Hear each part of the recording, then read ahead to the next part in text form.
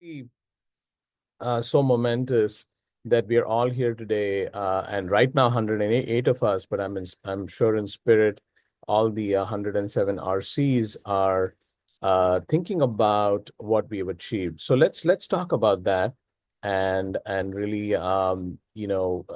set the stage for how our track record and what we've achieved powers our future work. These are my disclosures. I also missed writing that I'm the principal investigator for the grassroots global thrombectomy trial and advise the company Gravity. But what I'd like to do is just go back for a second to why we started this in the first place, and then talk about the founding, the mission, the growth, and then really dive into the outcomes. Have we really achieved something solid? Let's talk about that. And then this is really for Fawaz, but I've taken the privilege of speaking on behalf of Fawaz and the core executive committee to just give you a sense of the future directions. So right off the bat, it's obviously personal because I uh, went to the board of SVIN in 2016, and the SVIN board looked at me cross-eyed, and we're a small society taking on a global mission, but I haven't seen my former chair, Dr. Ralph Sacco, achieve moving mountains in Florida with the Florida Stroke Registry. I was convinced that this could work for the globe, but obviously it was a big risk. We just started with a lot of brainstorming and creation of an app in 2017, a smartphone app many of you may remember, and I'll talk about it again at the end. We are hoping to resurrect it after it was sunsetted 3 years ago. But this was kind of a sort of a testing step. But then we did a pilot survey, and that gave us a sense that we could really gather not only data, but a network of people to start talking about this. We formed the executive committee with the help of a project management company that really came to us at a very subsidized rate. I'm very thankful to Dr. Anurag Meral and his colleagues who run the company, and they really joined us in organizing this for us. And then Jennifer was our project manager. I mean, was our executive director at that time, and she joined us. But we started organizing the regional committees in 2019, released the white paper, and then really exploded. And we can talk about these in detail, but and in the rest of the talk. But really, we grew tremendously over the pandemic with our regional committees, first 29 committees in 2020, and then 85 within a year in 2021, and now we are up to 107. And I'm going to cover the rest of these in my talk. But just to give you a sense of the timeline, in 9 years, we've really with a lot of luck and fortune, but a lot of hours, like Fawaz said, that many volunteers who've all become dear friends put in from around the world. And we have grown to really, and I say this with the utmost humility, something that I could never have imagined. We have the regional committees, 107 of them, that really are the building blocks. But then we have education and training that's nearly continuous throughout the year. And this is one of the webinars we always do. We've done a lot of registry and research, as you will see. And then global health framework has accepted us as a key player in stroke, with us becoming a ECOSOC council member, and then we've continued to collaborate with all the other stroke key stakeholders globally, and certainly continue to raise funds so that we can keep this mission on for at least another decade. So It is always important, though, to step back at different points in your journey to say what really was the reason why we started it. Does it still hold? Maybe it's the mission is accomplished, and we all know about the massive benefit of mechanical thrombectomy, massive burden of stroke. Like Fawaz said, it's a silent pandemic, but really the cost effectiveness of thrombectomy is the key reason we can do this globally. If we had a treatment that was, millions of dollars and really benefited a few people, we couldn't do this at this level. But as the resilient group has shown, even in a low and middle income country, there is a incremental cost effectiveness ratio of more than $7,000. Most people accept even a few $100s as a justification for implementing the treatment, and we are fighting a really bad enemy. Of course, stroke is an emergency, it's unpredictable, but the recognition is extremely poor. And the outcomes are time sensitive. If you could all just have centers of excellence in a few in every country and treat strokes after a few days, we wouldn't need mission thrombectomy. And so we really are taking this on because our enemy is really a devastating enemy, and we need to put in all the efforts. And we are following the science. We are here because science of treatment access tells us that new treatments take several decades to get to 50% access, and we want to change that and advance it to the left by 2 or 3 decades. And we know that a very conservative estimate of the number of thrombectomies needed is about 1.3 million, and we are nowhere close to it, as I'll show you. We are only getting to about 350 thrombectomies. And so with this clear unmet need, Mission Thrombectomy was launched with the blessing of the SVIN board. I think they said, "Hey, Yavagal, you're past president, so we'll give you this, sort of permission. Go knock yourself out."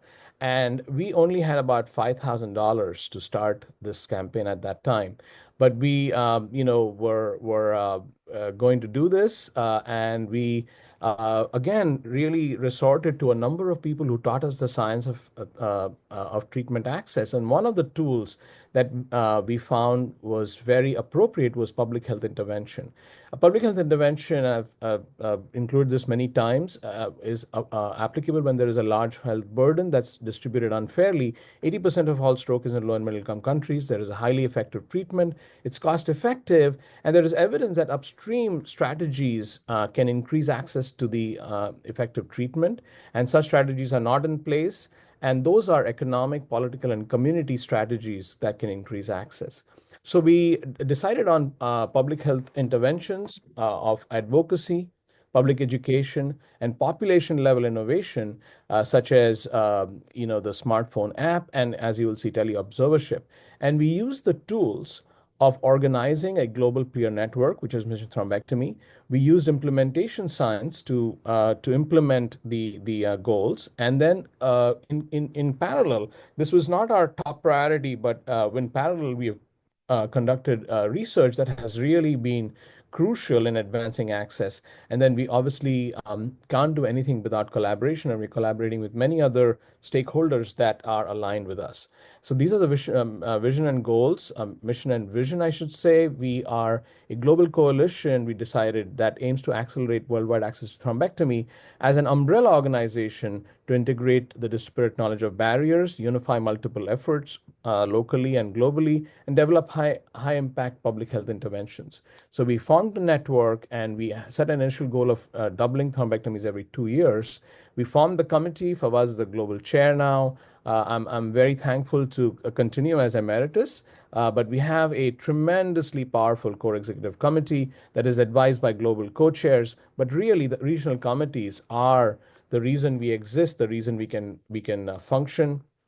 I have to say that Dr. Eccles has moved on, and we are looking for a new executive director. But Orbeez is the company that initially got us going. We are no longer using them, but Manav and Ayushi are our consultants, project managers, and we have a roadmap for regional committees to form the committee, to collect data, to develop public health interventions, and support the mission with advocating with their governments and by evaluating the effectiveness of their outcomes. We have a very robust website that guides the public.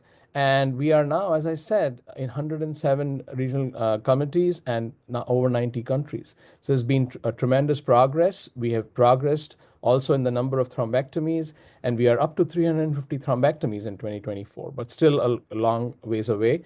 China has really led the way. They've doubled their thrombectomies every 2 years. They have 7 regional committees. They formed a national plan for thrombectomy that they implement. We also advocate very well, and we've really achieved this. I'm proud of it with a white paper, and this is a release in India. It has been released in many other countries, and in India, it had a major impact in increasing the thrombectomy reimbursement by almost 3 times. This is Dr. Lilik releasing the white paper in Argentina, and the white paper has been translated now to 20 languages. We are very thankful to the regional committees to follow the roadmap to have public awareness campaigns all around the world: Brazil, Georgia, Malaysia, Central Africa, India, Turkey. And we launched World Thrombectomy Day in 2021, and we are here now 4 years later. And this is growing. We obviously celebrate World Stroke Day with public health campaigns. Very proud of the Be Fast Dance Challenge that we put up. This was something that was very audacious, very risky, but we managed to get a number of neurologists to do this. And this is a Bharatnatyam awareness campaign in India. I'm not going to play the whole thing, but it really uh, epitomizes what dance or creative ways could really bring public awareness. Research is close to all of our hearts. Certainly, I think this is something that we can be extremely proud of. We published in Circulation the empty glass study. Kaz Asif deserves a lot of benefit for more than 100 or 150 hours that he put into this. We are obviously thankful to all the co-authors, and we defined for the first time what the access rate is, which I'll show you in a second. But we have continued our research productivity with a mechanical thrombectomy access sub-analysis from Africa, the geospatial mapping in India, and then Dr. Velosa Inoa was a former mission thrombectomy leader, and then Dr. Gordon Peru have done thrombectomy workshop analyses from the workshops in Jamaica. But what we found was staggering, as many of you know, in empty glass, that the access to thrombectomy as of 2019 was only 2.79% and had a 500-fold disparity between the highest access country and the lowest access country. And this is completely unacceptable. We found from this research that empty growth can be increased by increasing training programs, increased location optimization, EMS education, EMS bypass, and overcoming cultural barriers. Sorry, I'm going fast. Another jewel crown of research is our empty access score, of the first ever access score that Dr. Ortega and Dr. Arur led, and we have 36 point score that can set a baseline and use for measuring your improvement in access. Quality and standard setting is at the center of any progress. We recognize regional committees, and our regional committee award should be coming for this year. Silk is something I won't talk about, but it's a exciting new initiative that Dr. Mansoor will talk about under mission thrombectomy. And obviously, global collaboration, I'm rushing here a little bit, is key to achieve this. We worked with the United Nations to become a civil society. We worked with organizations that are close to the World Health Organizations, and Dr. Fawaz Al-Mufti met Dr. Tedros in WHA. Dr. Shashwat Desai, along with Ashutosh Jadhav, went to the Davos campaign, and our collaboration with the other neurointerventional societies has come through the GNIC, the Global Neurointerventional Collaboration. We had an assembly that we led, and we had a very productive meeting, and a paper should be coming out from this discussion shortly. And we've signed a memorandum of understanding for the last 2 years with the Rescue Registry that helps us to collect data in a registry on stroke treatments, including thrombectomy. And we are part of the global roundtable meeting and co-authored a Lancet Commission paper. We are really thankful for this massive coverage in New York Times in 2023, and Dr. Fawaz Al-Mufti was covered along with some of us for the World Throat Thrombectomy Day last year in Forbes. And our future directions are robust. We will continue to do workshops globally, and this is I had the privilege of doing a workshop in Varanasi in India last year. In Mexico, Dr. Kaz Asif led the workshops, and the Dr. Kaustav Blume led the workshop in Indonesia, along with Kunakorn and Ashutosh Jadhav. And Dr. Santi Ortega has gone multiple times to Mexico for workshops that he has led. Our observership program is the new exciting direction. We are going to have a full talk on it. This is tele-observership so that we can reach out to many more people. I did a pilot from Miami last year, and we had some very good data that we got, and we had 82% attendance from about 36 fellows, and they all rated that this helped them, as you can see, in their understanding. So in future directions, one of our very new initiatives is to go to the U.S. Capitol and advocate the politicians there. Mission Thrombectomy on the Hill. The RCs are in the process of adding emergency medicine co-chairs. We recommend rotation of 30% of the RC members, including their leadership, over the next year. We are working on an advocacy webinar to educate ourselves and all of us on how to advocate. And the CEC will initiate work with the RCs to develop national stroke thrombectomy plan in every RC and every country. And the 10th anniversary global events, 10th anniversary of mechanical thrombectomy global events are really coming down the pike to celebrate this major advance in stroke treatment. The smartphone app that I talked about, the global thrombectomy tracking app, should be revamped with the new systems and up again shortly. And this will help us track thrombectomies globally. MT Class 2.0 is in the planning stages, where we will get on the ground data. So in conclusion, and I'm sorry if I exceeded my time, even after 10 years of being established as a highly effective stroke treatment, the overall global access to thrombectomy is extremely low. We're probably close to 4 or 5% now, is my guess. But according to the Empty Glass study, the disparity in LV access is nearly 500-fold. We would never accept this if this was the COVID vaccine or something life-saving, and for a brain-saving treatment, we have 500-fold disparity. Mission Thrombectomy has set the foundation for rapidly increasing access and making tremendous strides in impacting access to stroke thrombectomy worldwide. The regional committees are our key partners in each country and are highly effective in leading the efforts to accomplish the goal of MT to double thrombectomy, which is hard now, but at least increases substantially every year. Public health interventions customized to countries and regions are proven tools when implemented continuously to grow local access. Global health initiatives such as Mission Thrombectomy, formerly MT 2020, ANGELS, WSO's implementation task force, can aim to address the inequities and gaps in access, as Mission Thrombectomy has shown. Multi-stakeholder collaboration and communication with policymaker remains key. And one initiative I did not talk about, because Dr. Kaz Asif will talk about, is a major collaboration called GSAC that I think is going to be extremely exciting. Thank you to everyone. I again want to thank my former chair and late and mentor, late Dr. Ralph Sacker, for inspiring this. Of course, could not do any of this. None of us could have done any of this without the partnership of all the core executive committee leaders and all the regional committee global chairs, and of course, SVIN. Thank you so much. And I'm looking forward to working with you for many years to come, along with the core executive committee.